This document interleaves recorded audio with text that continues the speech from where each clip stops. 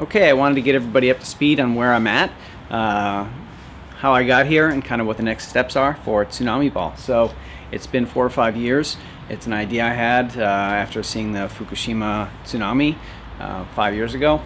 And I just wanted to see what I could do by myself to build some kind of a shelter to survive a tsunami. So it's 22 feet long, 10 feet wide, 8.5 feet tall. It's made entirely of marine plywood.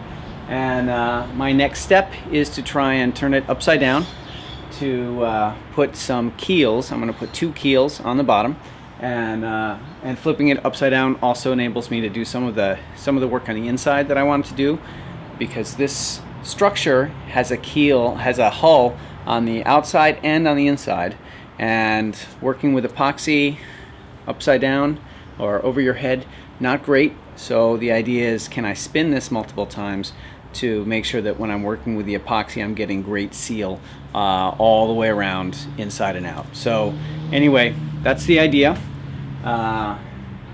There were a couple of possibilities for flipping it upside down. The first is to just pierce it front to back with a big skewer, make a rotisserie, and be able to spin it around. And I think this was probably the most practical way to turn it upside down by myself, but I was concerned with the structure of the boat being compromised before it's really put together and solid.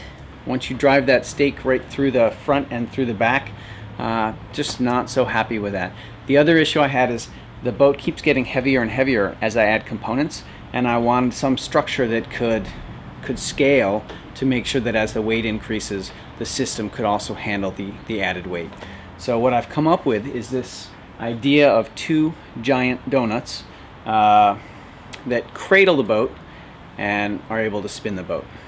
So some of the issues that I had to deal with to make the cradles work, first and foremost, I had a structure already set that was holding the boat, and so anything that I designed in there in that space needed to fit in, slide in, and work within the space that was there. So a couple of mistakes along the way. The first is counting on my memory, which is not great, and I remembered using 16-foot 4x4s to build the structure around the boat, and I did, but I used those laterally and not vertically. I was using 12 foot vertically, and so I built this 16-foot donut, 2 of them, and as I started to assemble them piece by piece around the boat, I realized that I didn't have enough ceiling space.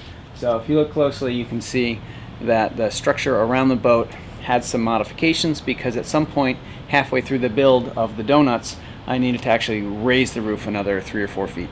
So that was exciting, but everything's doable, and so we got that done. So the next issue is that if I'm building these giant donuts, I need enough space to have the keels assembled and still have it cradle the boat. So that's why I had to maximize the space, and that's why these donuts press right up against the outside of the structure that's there, as I needed all those inches to make sure that I could build the keels and still use this system to flip the boat upside down.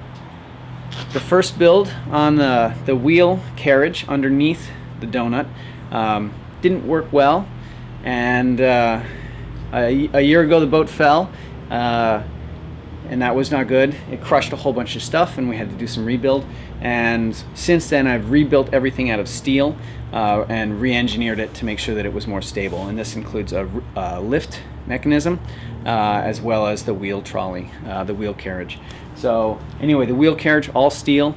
It should support twice the weight that I need it to, and it's made so that it's built in components and then slid together and then held together with C-clamps. So, and I'll get in and show you that in a second.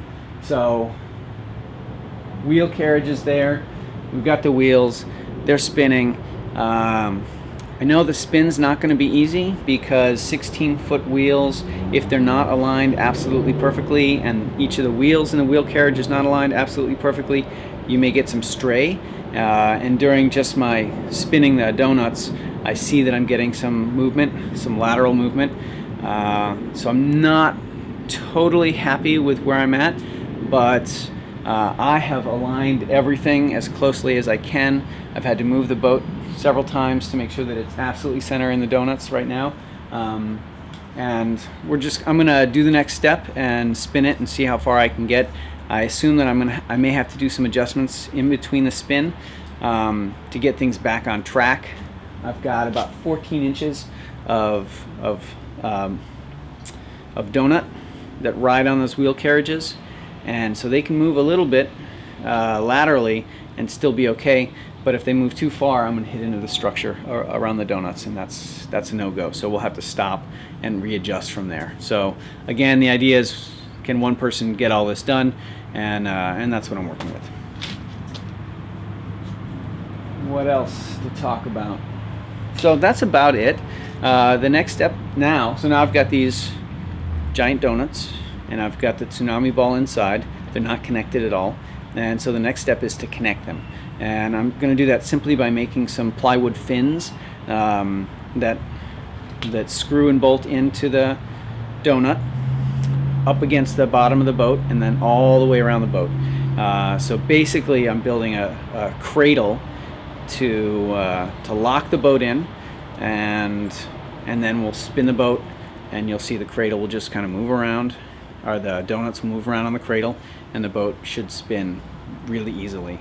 The first time I did the spin, the boat's not perfectly round, and so as you spin it, I could only get the boat to contact kind of wheels in two places. If you kind of picture an egg rotating in space, it can only hit these 2 points. So even though I had wheels in many places, or if I had wheels in many places, I would still only be touching them in 2 spots. And this worked fine when the boat was about a third of the weight that it is now. I just put a little muscle behind it, and I was able to spin the boat without much of a problem. Now that the boat's heavier, I wanted to make sure that I had more wheels underneath to make sure that it spun safely. And to do that, that was the other reason to build these perfectly round donuts, is that I can get those to touch the wheels, each of these wheel stations in many places, and then that gives me more confidence that it's able to handle the weight and do it safely. So anyway, giant donuts, and anyway, so I'm cutting those fins today. It may take me a couple of days, but I'll cut the fins and then I'll screw them on to the donuts. They'll touch the boat, and then I'll be ready to lower the boat carefully back onto onto the cradle to make sure that I can distribute the weight well. So anyway, that's where I'm at so far. I may spin around and take a few shots of each of the components, just so you get a closer look, but that's where we're at. Wish me luck.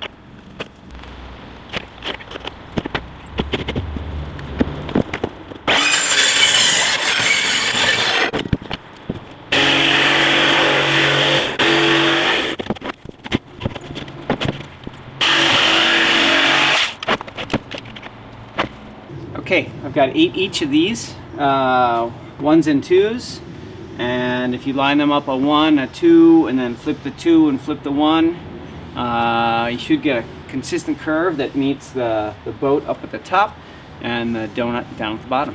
So next step is to assemble under the boat and see how we're doing. I'm pretty excited. Those first 4 pieces that I just put in looks great. And for this one, I made a pretty ginormous jig to try and figure out how to roughly estimate the outline of the boat and put it next to the outline of the donuts and make that shape. For this next piece, I'm pretty sure I can rough it out and kind of adjust it as I go. So I've cut it a little big. I put it in place. You can see I've got, geez, I don't know, what's that, 3/4 of an inch of a gap over here, and I'm snug over here. So what I'm going to do is I'm going to retrace, and then we'll cut again and see how close we can get. All right, to retrace, I'm just using a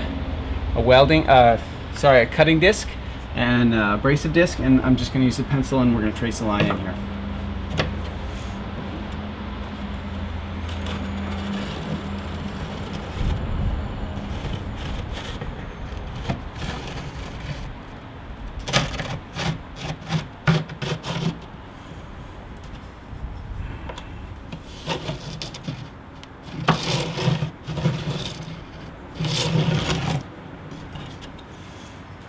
All right, so that's going to move us over quite a bit when I trim it, but I've got extra at the end, so we'll trim and refit and see where we get. Let's see what we got.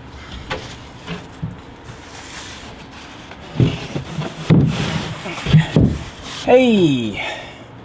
Wow. All right, that worked great.